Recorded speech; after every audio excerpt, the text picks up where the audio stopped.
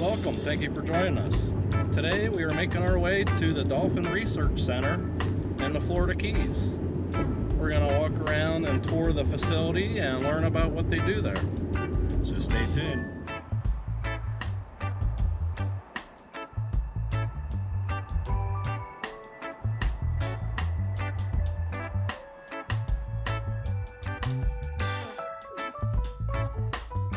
And then sign in date at the bottom again. Okay.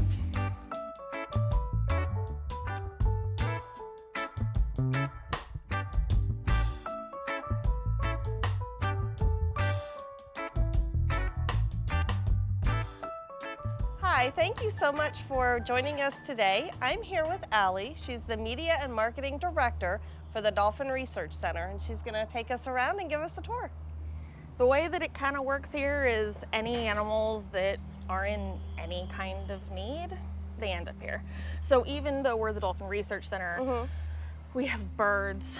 Recently, we've ended up with a couple of African spurred tortoise.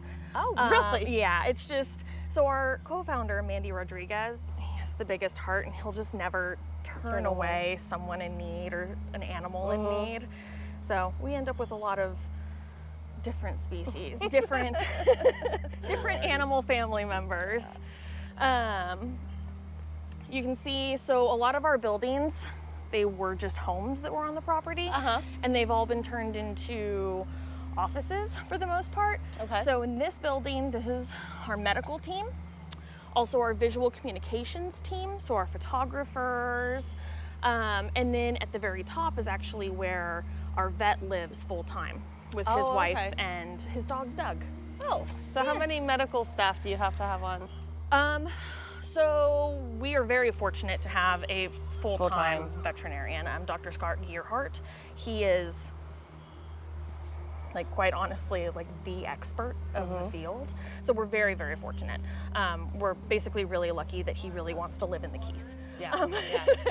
Who doesn't want to live in the Keys? I want to live in the Keys. And it's not easy to find a place to live that's affordable and, you know, the whole struggle.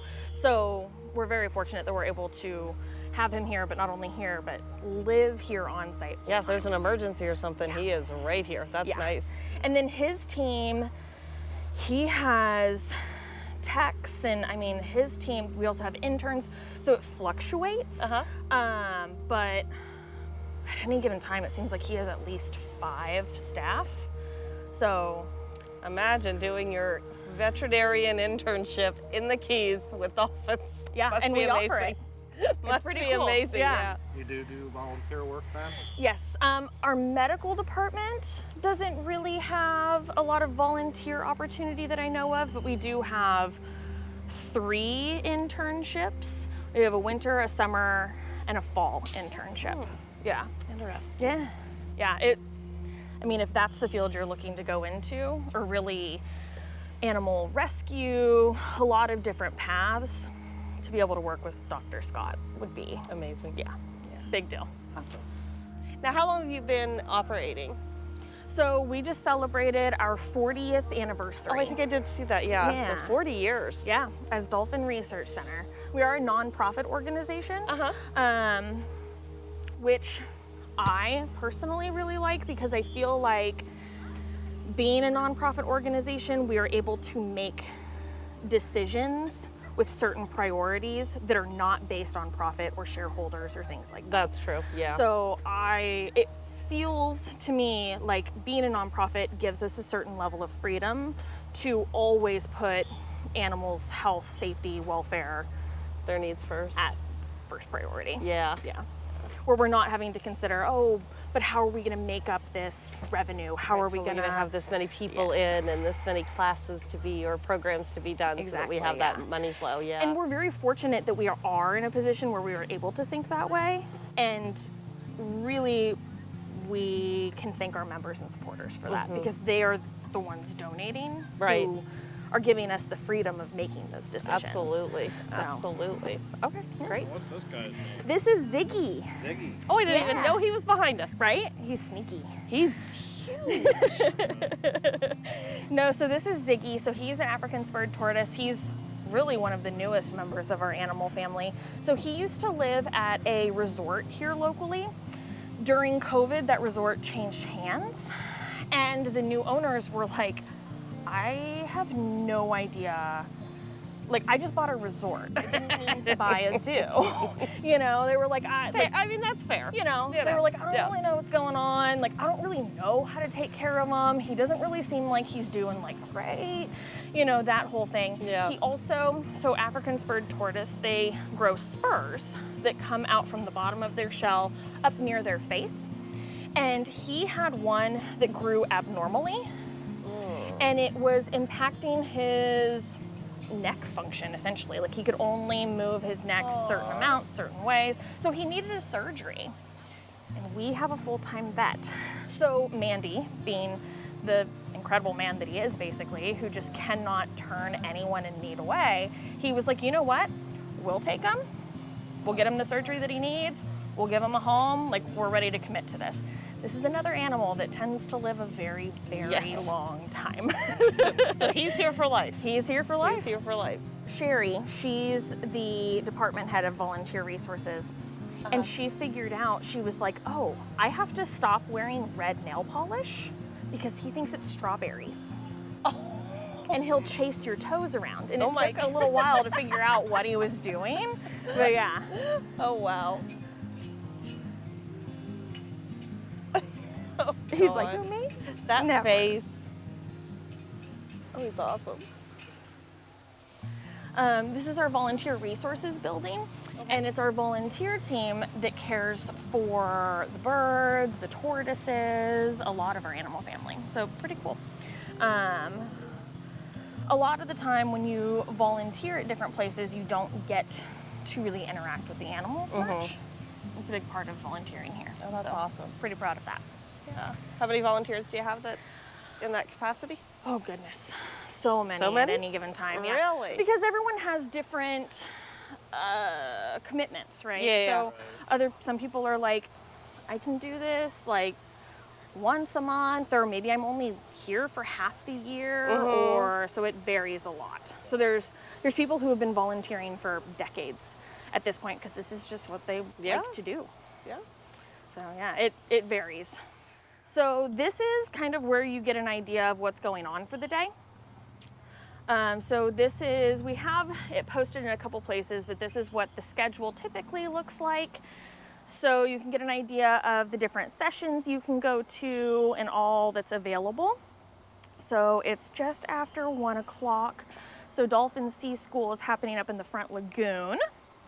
Let's see if we can go peek in on that. Okay, that'd be awesome. I'll look at them. We like it. We feel like it gives them a lot of different things to interact with that they would be interacting in the wild. I mean, if you got in this, there's fish. I mean, you'll look down, you'll see fish, shrimp, lobster. Every once in a while, there's like a nurse shark, eels. I mean, something always different to look at, which is great for them. Absolutely. Okay, so now this is the training class? So that's kind of what's going on up here in general. You've heard the sea lions. So you can actually see, so Julia, one of our trainers, she's right here. You can see these dolphins are in a session, right? So what's kind of interesting, in contrast across the way, you can see where there are guests that are doing an interactive program. What the dolphins are doing in that interactive program, it's not any different than if no one bought the program. Oh, okay. So no matter what, it's like this exercise program, this stimulation program, this enrichment program. It's also when they're getting their food. So it's kind of an interesting thing. Now, how many dolphins do you have at this center? 27 right now. 27. Is that a large number for you? It's kind of our average. We usually sit 25, 27, just depends.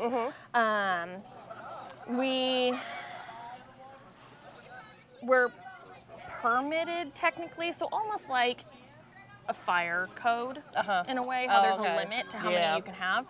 Our limit is like 40 that we've been given.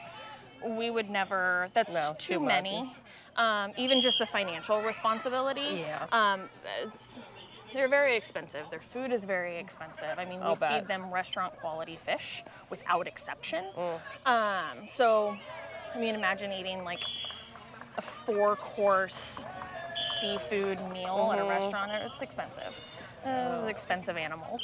Their medical care is expensive, medications are expensive. We do a lot of preventative health care. They get vitamins, they get eye drops. Some of them have nebulizer treatments. Wow. Yeah, I mean, we do scans for preventative just to make sure nothing's going on. It's expensive Sounds thing. like it, yeah. So, and we commit to a forever home. So some facilities are part of different like organizations where they'll like send dolphins to other facilities or sell or trade, or we are committed to not doing that. So once you are here, this is your forever home.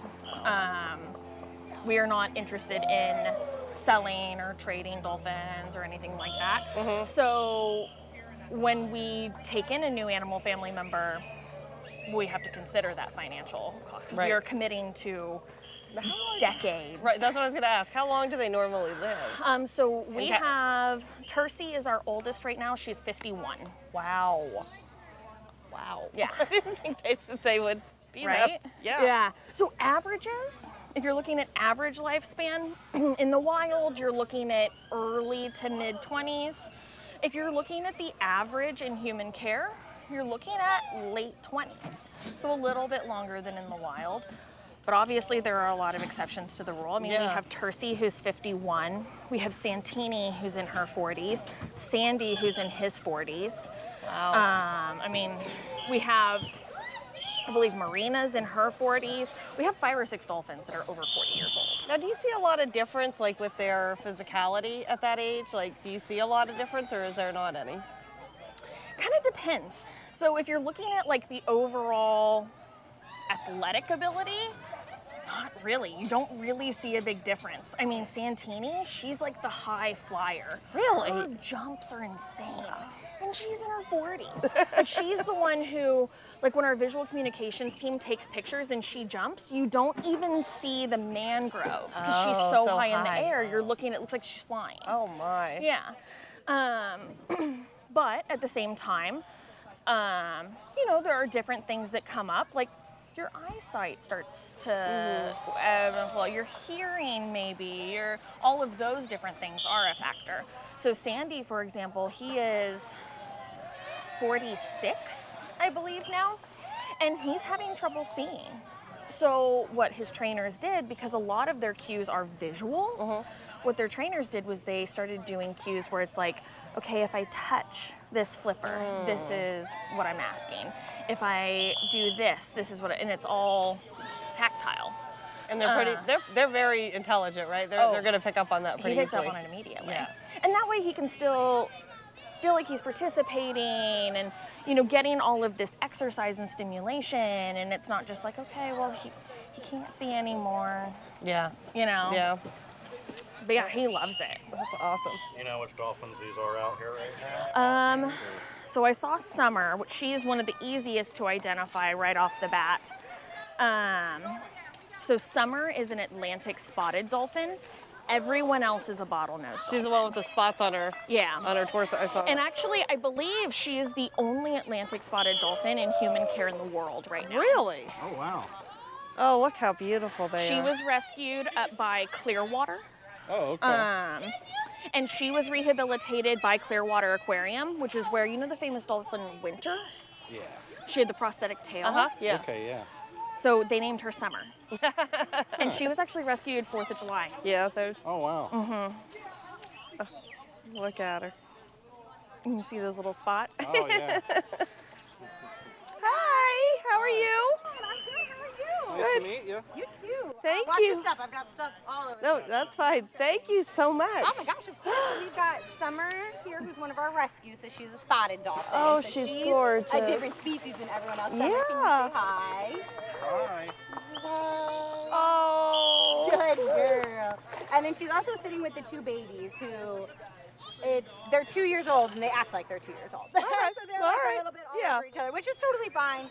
We're getting to the end of the session, so those 2 don't always have the best attention span. Oh my But God. Summer's being such a good little role model for the babies. Do you wanna come over here? Yeah, you're being so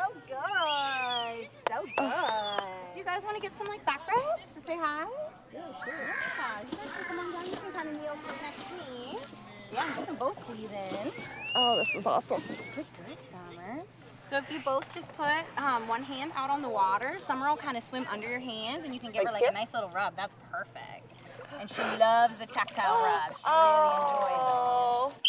Oh, that Your was turn. nice, Summer. Your Good turn. girl. You want another one? Go ahead, Summer.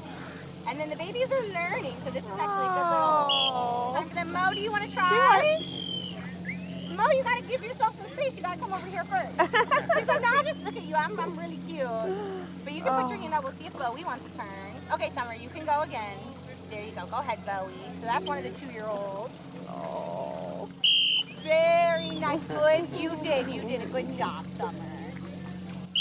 And did you want to get one from the baby? Yeah. Here, Bowie, you gotta wait till I ask. Good girl. Go ahead. Oh. Nice. Hi. Oh, yeah, you can get another one. Oh. Good job.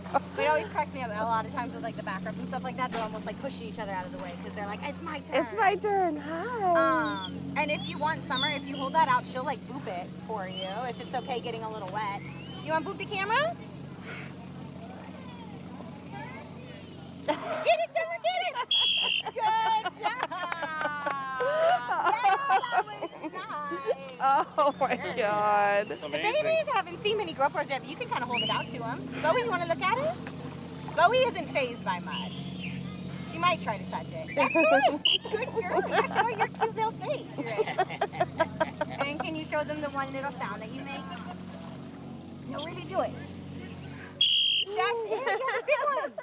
A big one. Good. Summer, can you help her out with it? You ready? Can you both sit up? And it's this one. That's awesome. Nice. Oh, weren't they awesome? But I'll see if they want to go, all three of them do a really beautiful dive together. We'll see if they feel like it. Bowie, Summer, can you sit up? Mo's like, I got other things to go with. What about you two together, Bowie? Can you sit up? Good, I see you, Summer. Good girl. All right, we're going. Can you ladies go together? Bowie might be like, not quite. I'm done. That's okay, Summer, you go. Summer's like, I will take the whole spotlight all for myself. No problem. Oh, there we go. Oh my gosh. How wonderful. Oh, there, she joined in at the end. That was excellent, Summer. Good job. Good job. High flipper. Oh, yeah, the baby's good. You can give her a little high five if you want. High five. So, if you want a little high five? Yeah. No, that's your wave. That's close. It's very close. Yes, it is. Says, I'm really good at my nod. I'm really good at my spin. That's nice. Good girl. Oh. No, you know this one too. She's like, oh yeah, I know that. Joining in? Yeah. And then the babies have been really good the last few days. They love their shark impression. Oh. They just kind of learned. You ready? All three of you together. Are you looking? Can I see your shark? But they're like little kids when they're learning the behavior. It's like all they want to do. So lately for Murata, it's been her shark and her tail. And you could ask her for anything else, and she's going to be like, no, but like, I know my shark now. And she really wants to do her shark, which is really, really cute. Nice job, you guys. That was really, really good. Now, I'm ready. Do they take your cues from the whistle or from your voice or everything? So the cues are a hand signal mostly. Some of them know some verbals, and then the bridge is basically what's telling them that was exactly right, good job, and come on back to the dock for whatever reinforcement you're getting. Gotcha. So for these girls, sometimes it's fish. A lot of our dolphins, though, fish is not like super reinforcing for them, depending on the time of year, because a lot of them, you know, they've always had it their whole life, so they're kind of like, that's your last. They can kind of take it or leave it. So for a lot of them, it's like praise, attention, eye contact. That's like way more reinforcing for them. That's and interesting. it just, you know, it depends on the dolphin because different dolphins find different things reinforcing. Well, just like us, some of us are food motivated, Exactly. some of us aren't, right? And then we always show them this little tray whenever they're done with their session, just because So they know. we like to be super clear with them of like, hey, we'll usually tell them like, this is your last fish. We'll show them the little tray. We'll call it an end of session signal. So you can see we're actually in the process of finishing up redoing. This is where the sea lions live. This is their house. Okay. Their lagoon is just below there. But while we were doing construction where they couldn't be in the lagoon, they were hanging out in that pool. We also have permits, so we're the only licensed manatee rescue in the entire Florida Keys. Oh. So we do have permit if need be. If a manatee needs immediate rescue and there isn't a place at a rehabilitation facility for it to go to, we are permitted to hold the manatee for, I believe it's 48 hours. Okay. Until a space opens up, usually at SeaWorld. All right, let's see. Yeah, so this is the new sea lion house. It's getting kind of its finishing touches. You can see there's a bunch of different pools up there. So it gives them variety. So if they don't want to be out in the lagoon, they can come up and swim here, or they can come up and lounge here. If they want to be on a dock, those will be out in the lagoon. There's also plans to have like a beach area right here. Oh. So that'll be something new So they and can exciting. lounge on the beach. Now, how many sea lions do you have? Just the two. Just the two? They're both females. One is Diamond and one is Lena. Lena is short for Catalina. Okay. So she was rescued out by Catalina Island. They're California sea lions. Gotcha. She was basically deemed like a nuisance sea lion. She kept approaching people. Hi! People were probably feeding her. Yeah. Which creates dangerous situations for everyone involved when you do that. So, I mean, they captured her and released her many times, trying to see if they could get her to stop approaching people for probably food. Until they said, you know what, like she's gonna get herself hurt, or someone else is gonna get hurt, and then she's gonna, So might as well bring her to a facility that will feed her, and she won't have to worry about it. Exactly. So she came here, and this is her forever home. And then Lena came from another facility. Off the top of my head, I can't tell you what facility that is, to basically be her pal. They're pretty social. They're very curious, aren't they? Why we're standing here looking at them. Yeah, they love when like these mangroves get trimmed back. Because then they're see. like, oh, I can see everything. You can see everyone. So this makes it a little easier to explain. So there's all of these, we call them lagoons, these individual habitats, but you can see that there are gates between each one. So just because someone is in one lagoon today, or both of these lagoons today, they could be in a completely different lagoon tomorrow. So it gives them a lot of variability. It allows us to basically honor any social dynamics going on.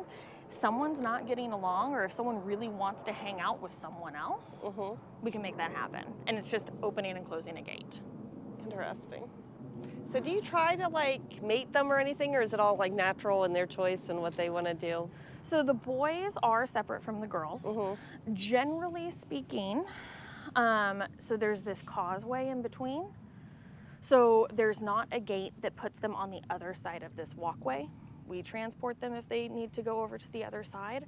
But generally speaking, we keep the girls over here and the boys over here so that we don't have any accidents. So we do have breeding, but it is very planned. It's optional, so it's one of those things where it's like, if they don't want to make a baby, they certainly don't have to. But we don't give them the opportunity unless we know financially. You can, all those different factors that go into it. Just like us humans, right? Yeah. I mean, that's kind of, it's family planning. I just think it's awesome that they just have like as natural of a, place to be as you can possibly to keep them safe.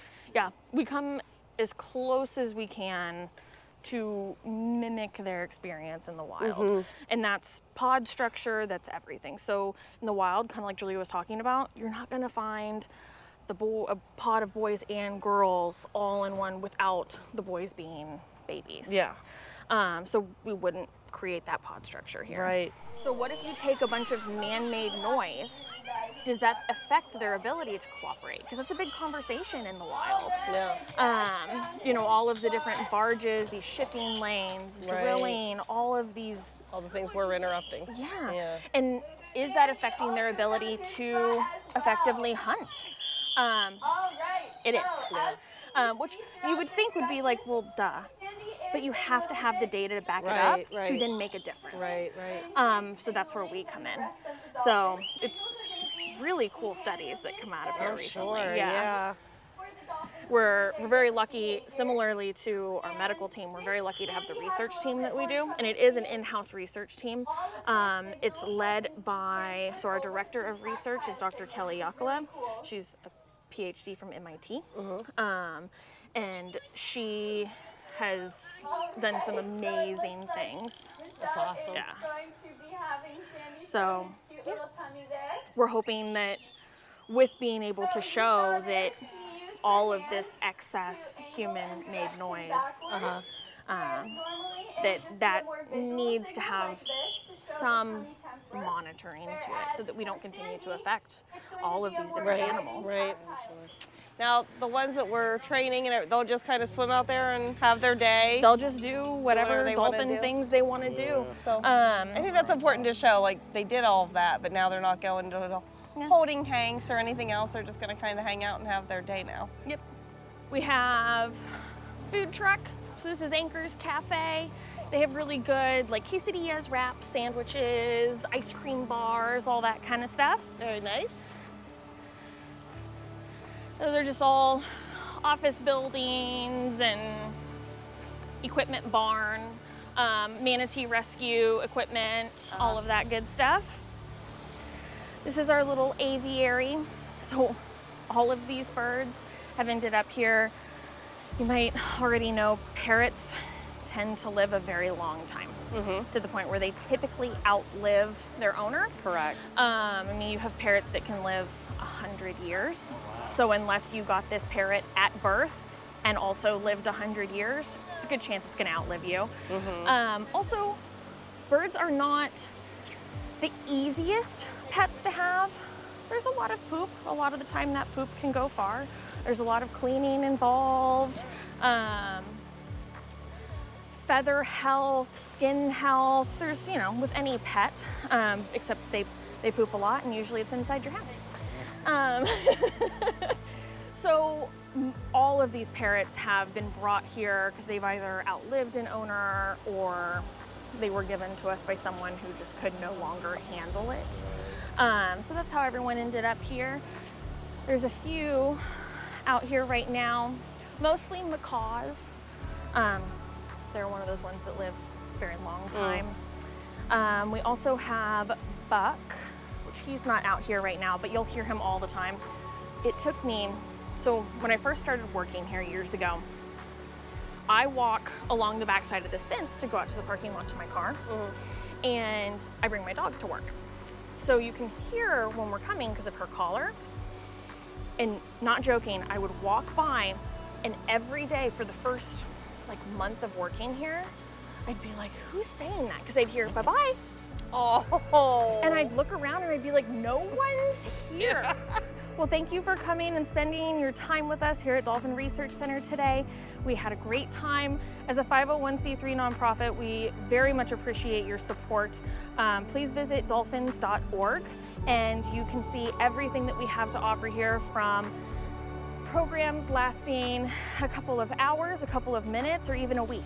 So come check us out, come spend some time with us and see everything that we have to offer.